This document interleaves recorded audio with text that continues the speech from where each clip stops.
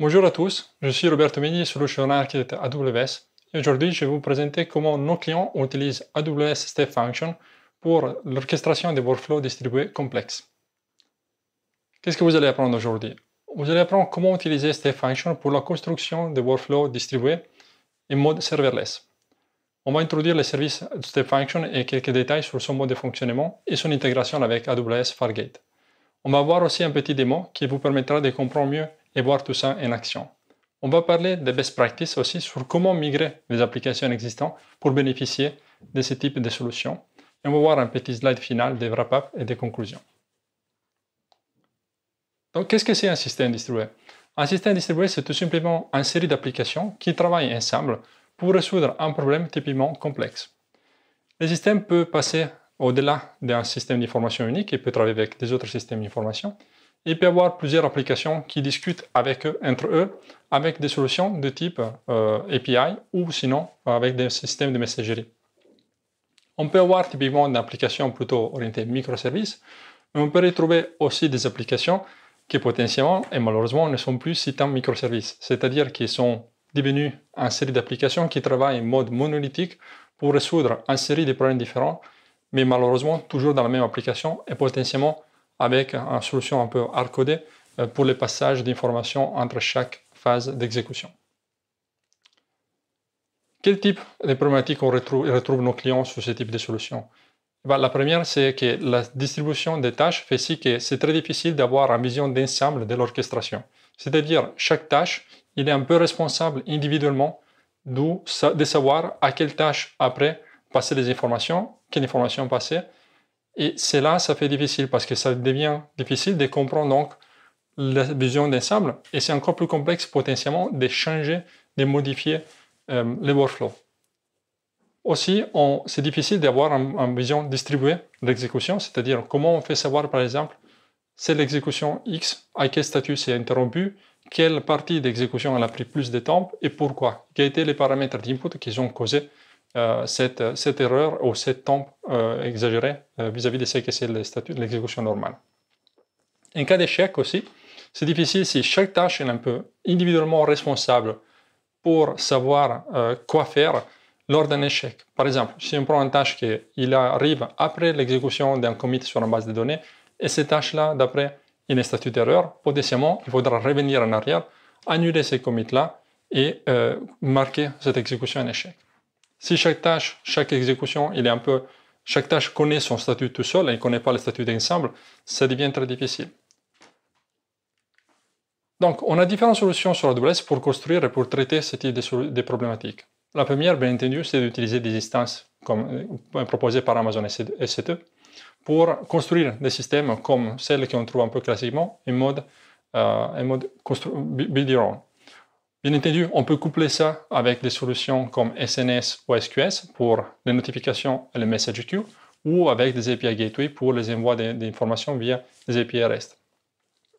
De plus en plus, nos clients utilisent aussi des solutions d'orchestration des containers.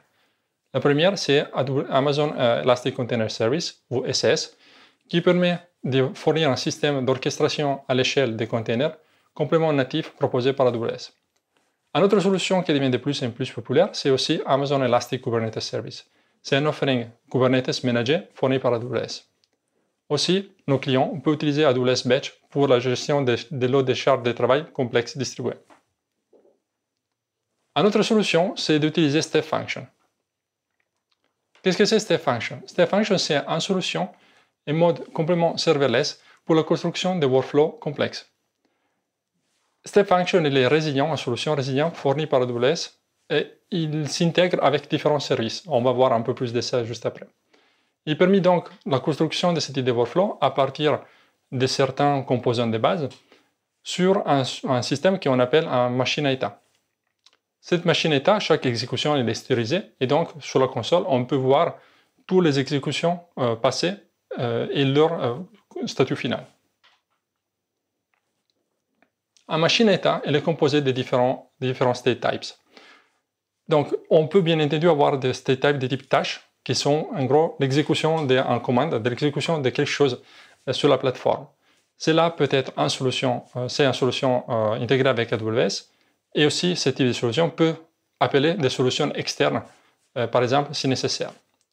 On peut aussi gérer des branchements de l'exécution, c'est-à-dire on peut voir par exemple le fait que l'exécution il est normalement linéaire, mais dans certaines étapes, on va avoir soit des phases qui sont parallèles, par exemple on veut avoir plusieurs tâches qui s'exécutent en parallèle et qui reprend le workflow, l'exécution, une fois que toutes les tâches en parallèle étaient complétées, ou sinon on peut avoir un système plus d'exécution de la même tâche en mode distribué, et cela, ça se fait via un array in input pour la phase de map, qui permet donc d'opérer sur chaque item de cet array une série de tâches.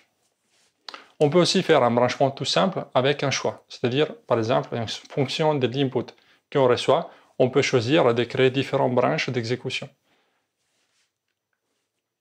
Donc, comme j'ai anticipé tout à l'heure, on a une intégration avec différents services, exactement 11 aujourd'hui. Et ici sur la slide, vous pouvez voir les différents services que StepFunction peut consommer. Je me permets juste de focaliser sur certains. Donc, DynamoDB, par exemple, c'est une solution de stockage clé-valeur fournie natif par AWS. C'est là, par exemple, intégré avec AWS StepFunction est très puissant parce qu'il vous permet de sauvegarder de façon persistante certaines informations du statut d'exécution. StepFunction peut s'intégrer avec StepFunction. Ça veut dire quoi? Ça veut dire que chaque machine état, en effet, peut appeler à une autre machine état. Et donc, on peut créer des workflows qui sont complexes parce qu'on va avoir plusieurs workflows qui vont travailler ensemble pour la construction d'un système relativement complexe. Pour l'exécution des charges, on peut utiliser donc AWS Lambda qui permet l'exécution du code en mode complément natif, ou sinon, on peut s'intégrer avec SES, qui va être un peu le focus d'aujourd'hui. SES, comme je mentionnais tout à l'heure, c'est une solution d'orchestration des containers à l'échelle. SES, il peut exécuter ses tâches sur deux systèmes différents. La première, c'est classique sur Amazon EC2, donc sur des instances qui sont fournies par vous, par les clients. Une autre solution, c'est d'utiliser Fargate. Fargate est un mode d'exécution des containers et un mode complètement serverless. Donc, vous n'avez plus d'instances EC2 approvisionnées. Cela, ça devient très intéressant, couplé avec StepFunction, parce qu'il permet de construire donc l'exécution de workloads complètement en serverless. Avec Fargate, vous pouvez aussi définir l'intégration avec des autres composants AWS, notamment par exemple avec la partie réseau, avec des VPC, avec des security groups, et aussi avec IAM, l'Identity Management. Donc, on peut assigner à chaque tâche Fargate des rôles pour travailler avec des autres systèmes AWS. Comment on définit une tâche, une machine état dans AWS StepFunction? On utilise Amazon State Language ou ASL. ASL, c'est un langage formel défini en JSON. On voit ici à gauche, sur le schéma, une synthèse de définition d'un morceau de la machine état qu'on va utiliser pour la démo. Et ici, c'est juste la définition de la tâche de compute. Cette tâche-là s'exécute sur SES. On le voit, effectivement, l'appel à la ressource. Et on voit aussi qu'il s'appelle mode sync. Et on va expliquer juste après qu'est-ce que ça veut dire cela. Pour l'intégration avec SES, on doit lui fournir aussi des informations telles que la cluster d'exécution, on doit lui dire sur quel cluster exécuter la tâche, et aussi la task definition, donc quelle définition des tâches, c'est-à-dire quel container et quelle configuration de container on va utiliser. C'est très important d'observer ici qu'on peut aussi fournir des overrides, donc des paramétrages spécifiques pour l'exécution de cette workflow à SES, à Fargate. Donc on peut par exemple passer des variables d'environnement spécifiques qui permettent de customiser l'exécution spécifiquement pour l'exécution en cours. Comment on intègre, donc comment on peut passer les informations entre chaque tâche et StepFunction? On a trois modes aujourd'hui. La première, c'est le mode Request Response. Donc StepFunction, il va appeler SES par exemple pour demander l'exécution d'une tâche sur un container. Cela se fait juste en mode j'appelle l'API et je reprends la main. Donc, dans ces modes, StepFunction n'attend pas que le container se complète ou quelque chose passe derrière. Juste, il s'arrête, il accepte la requête qui a été envoyée à l'API et c'est tout. Donc, l'exécution continue lorsque cette requête à l'API s'était bien réceptionnée par SES. En mode synchrone, par contre, on trouve que c'était le mode qu'on a vu dans la slide d'avant. StepFunction appelle toujours SES, mais il va attendre aussi que la tâche demandée par la StepFunction va se compléter. Donc, une fois que ce container est complété, la StepFunction reprend la main et continue l'exécution. Le troisième mode, c'est Wait for Callback. Ça, c'est un mode plutôt asynchrone, où toujours la step function va appeler SS pour exécution du container. Mais par contre, elle n'attend pas que la tâche se complète, mais c'est plutôt que la tâche notifie que la tâche, la demande, a été vraiment complétée. Donc, il va réceptionner un token in input, et il va utiliser ce token-là pour communiquer avec step function. Il peut notifier, par exemple, la complétion de l'exécution, avec des paramètres aussi, qui vont donc être pris en input par step function et l'utiliser potentiellement dans les phases suivantes des exécutions des tâches. Ou sinon, par exemple, il peut aussi notifier un échec. Et on peut aussi configurer step function pour avoir un keep alive, c'est-à-dire que la tâche, chaque X minutes ou X secondes, il doit notifier step function qu'il est en train de s'exécuter correctement. Et ça permet, par exemple, de ne pas se trouver dans une situation dans laquelle la tâche, malheureusement, s'est déjà interrompue et step function va attendre jusqu'à la fin de l'exécution, mais ne réceptionnera jamais celle-ci. Donc, comme je vous ai dit tout au début, on va avoir un petit démon. Ce démon, c'est construit autour d'un use case qui cela ressemble beaucoup à un use case de nos clients. En entrée, on a un fichier CSV. Donc, on doit processer un fichier CSV plutôt complexe, malheureusement un peu mal organisé, mais au moins structuré par colonne. Et on peut traiter ces fichiers des modes parallèles. On doit exécuter certains types d'opérations qui vont prendre plusieurs minutes, potentiellement quelques heures, et qu'on peut par contre distribuer de façon parallèle, massivement parallèle. On doit enfin concentrer tout ce type d'informations, des traitements qu'on a reçus depuis chaque tâche de compute, et on doit vérifier certaines choses dans le contenu pour notifier potentiellement un opérateur qu'il y a des autres opérations manuelles à s'exécuter. Donc, pour la construction de ces workflows, on a utilisé tout au début 3 phases. Donc, la première phase, c'est un split. Le split, donc, il va regarder les fichiers en entrée et il va séparer en plusieurs morceaux en format CSV. Cela se fait via Fargate, via Lambda. On a pu le transformer en Lambda parce que c'est une fonction pas trop complexe, le code existant n'est pas si difficile de le transformer et donc on a pu le faire. La deuxième étape, par contre, où effectivement on a beaucoup de logique métier, on a préféré utiliser Fargate. Pourquoi? Parce qu'on a pu envelopper des applications qu'on avait déjà en mode container et on l'a pu transformer, donc facilement transporter sur SCS. Par contre, on a voulu garder ces modes d'exécution serverless grâce à cette intégration. Et donc, on a pu utiliser Fargate. Ça s'exécute en mode map, c'est-à-dire la phase initiale des splits va générer un array d'input qui, la phase de map, va prendre individuellement et parallèlement va demander l'exécution de ces tâches, chacun avec un des items de cet array. Une fois que cela s'est complété, on va voir en phase d'agrégation, fait encore une fois sur Lambda, qui va avoir deux possibilités. La première, c'est que tout se passe bien, et c'est la branche de gauche, où on voit donc qu'on a une phase de choix. Donc la première chose, c'est qu'on va voir l'output généré par la phase d'agrégation, et on va choisir, selon l'input qui a été donné, s'il faut soit notifier un opérateur et aussi compléter une exécution additionnelle sur ces fichiers, et c'est là, c'est l'intégration de droite, sur la branche de gauche. La notification va être faite au service des SNS, et une fois que cela s'est complété, on va marquer l'exécution en mode correct. Par ailleurs, c'est même aussi si on n'a pas de notification à faire, on raccourcit un peu, on passe directement sur la branche de tout à gauche et on va directement à marquer l'exécution de cette machine état en mode vert. Donc tout bien passé. Si par contre l'agrégation a eu une erreur, un échec, on va faire deux choses. La première chose, c'est qu'on veut notifier quelqu'un que la chose n'est pas bien passée. Et pour accélérer un peu, on va aussi lui passer directement l'erreur. Donc, on va capturer l'erreur générée par la phase d'agrégation. Et on va par contre marquer l'exécution en mode échec. Donc, on pourra voir après sur la synthèse d'exécution que, par exemple, cette exécution-là, malheureusement, ça n'est pas bien passé. Et on pourra donc inspectionner pourquoi cela s'est arrivé. On va voir tout ça en exécution sur un petit démo que j'ai enregistré. Ici, on est sur la console AWS, sur la console Step Function, et on a deux machines état. On va vérifier la première, que c'est celle de la démo d'aujourd'hui. On peut inspectionner la machine état. On peut voir donc sur la droite la représentation graphique de notre machine état et sur la gauche la définition en ASL, donc Amazon State Language. On voit ici par exemple la première tâche, que c'est en fonction lambda, qui va exécuter la phase de split. On peut le voir aussi graphiquement. On va maintenant faire une exécution. Donc on va passer un input à cette machine état, la référence au fichier S3 avec notre fichier CSV d'input. La machine état, maintenant, a été démarrée pour cette exécution et on peut voir graphiquement tout ça. Donc, la première phase de split est bien passée, on les voit marqués en vert. On peut inspectionner les inputs et les outputs de chaque étape, de chaque tâche. Et on voit aussi que la phase de map, il va réceptionner donc une entrée en array de 5 objets, qui sont les 5 références aux fichiers générés par la phase de split. La map va demander l'exécution d'une tâche SES et va passer à cela juste la clé un des clés de l'array. Un peu plus en bas dans l'écran, on peut retrouver la liste de toutes les opérations de la tâche. Donc on peut voir l'historique aussi en mode liste d'exécution. On peut voir par exemple les logs CloudWatch, on peut accéder rapidement.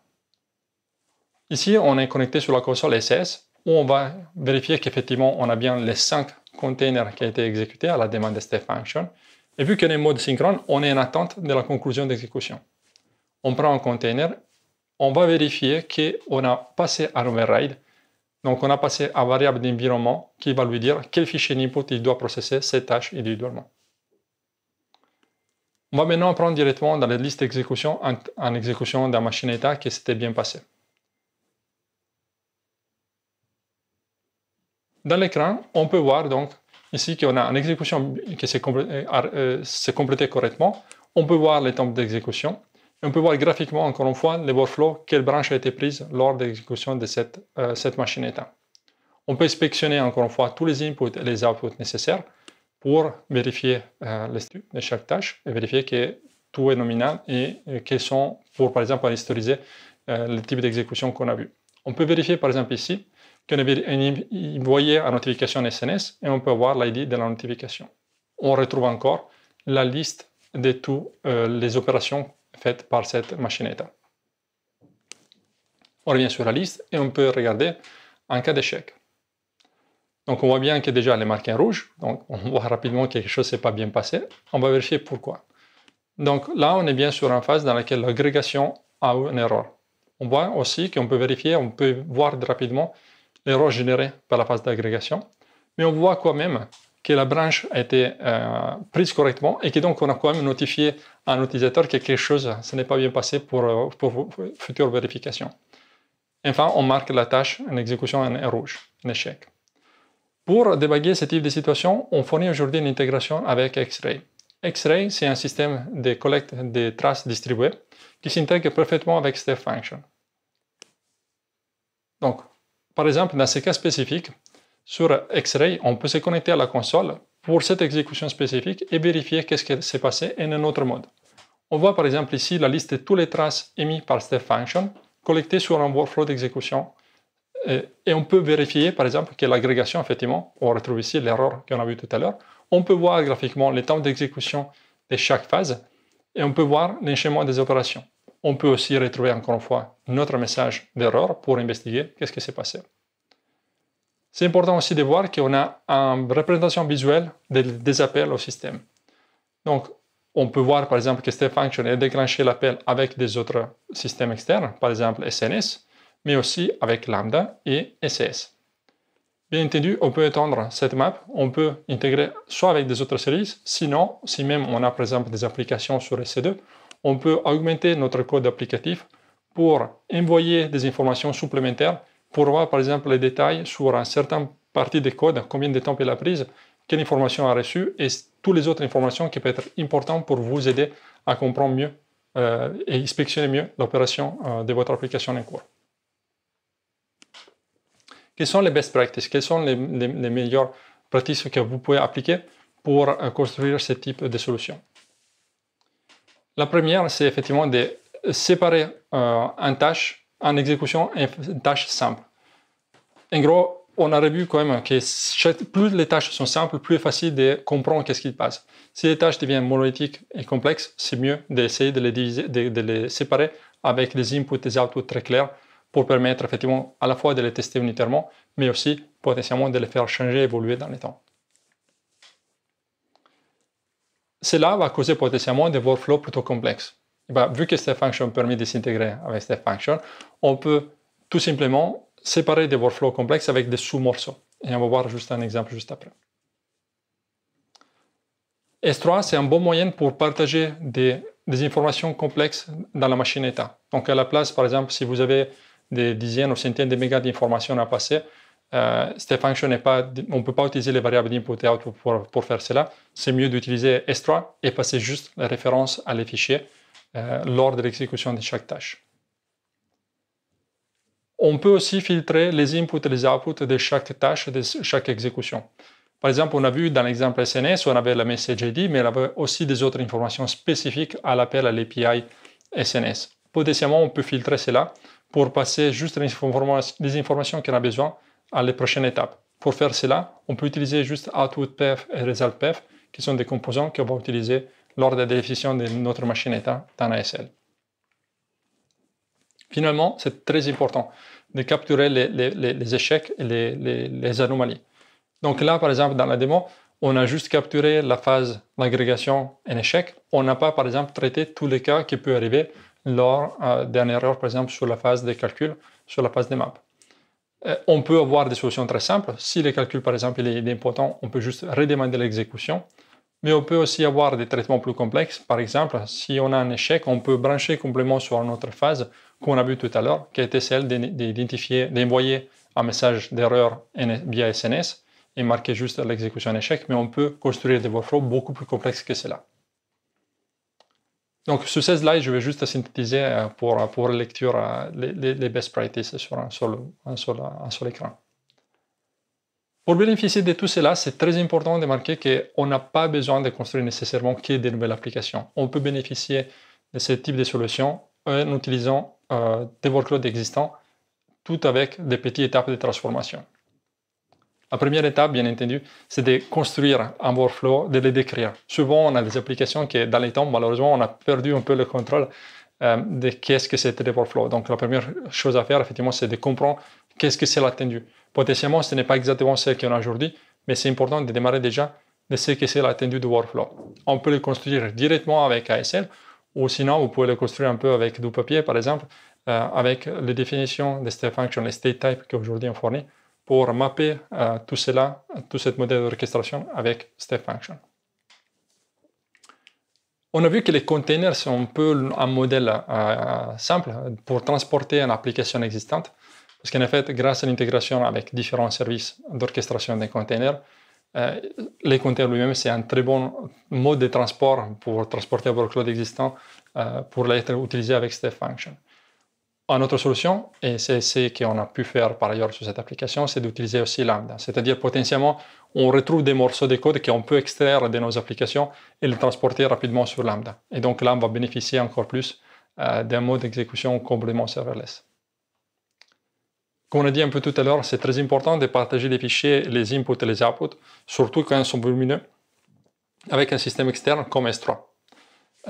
Donc l'important, c'est si vous avez des applications qui aujourd'hui écrivent des fichiers, par exemple localement, c'est de transformer en mode stateless et qui donc utiliser des wrappers, des codes qui vont travailler avec S3 plutôt que travailler avec les local file systems.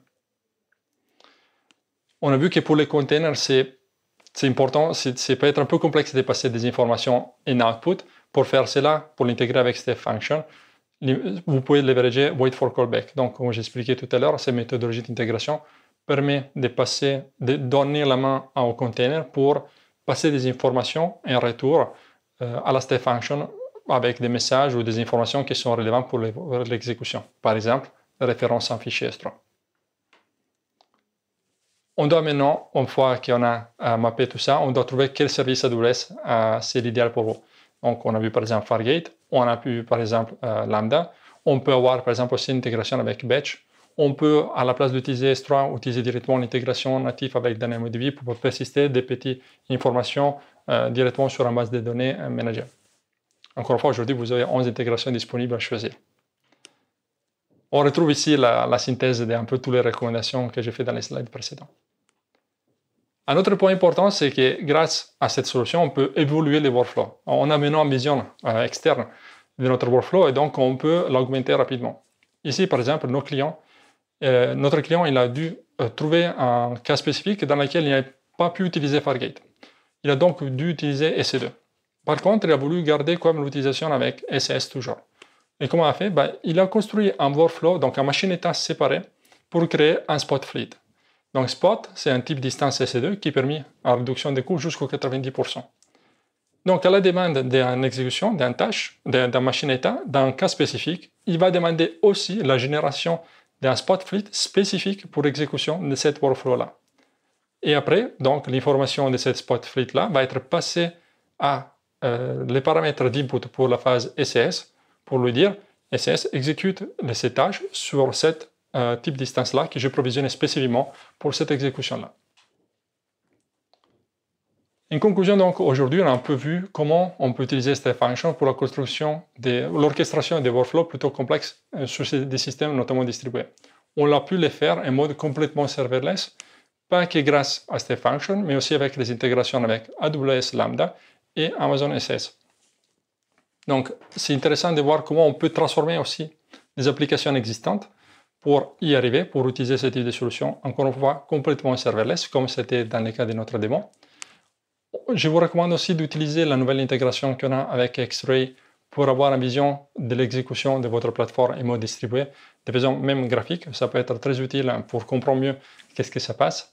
Et on a aussi à disposition un petit workshop qui permet de tester, de construire tout cela sur votre console pour comprendre mieux un peu avec un use case pratique comment construire et que j'espère que ça va vous aider à vous projeter sur comment transformer, comment bénéficier de ce type de solutions, encore une fois, même pour des workloads existants. Et c'est tout pour aujourd'hui pour moi. Je vous remercie pour l'attention et à bientôt.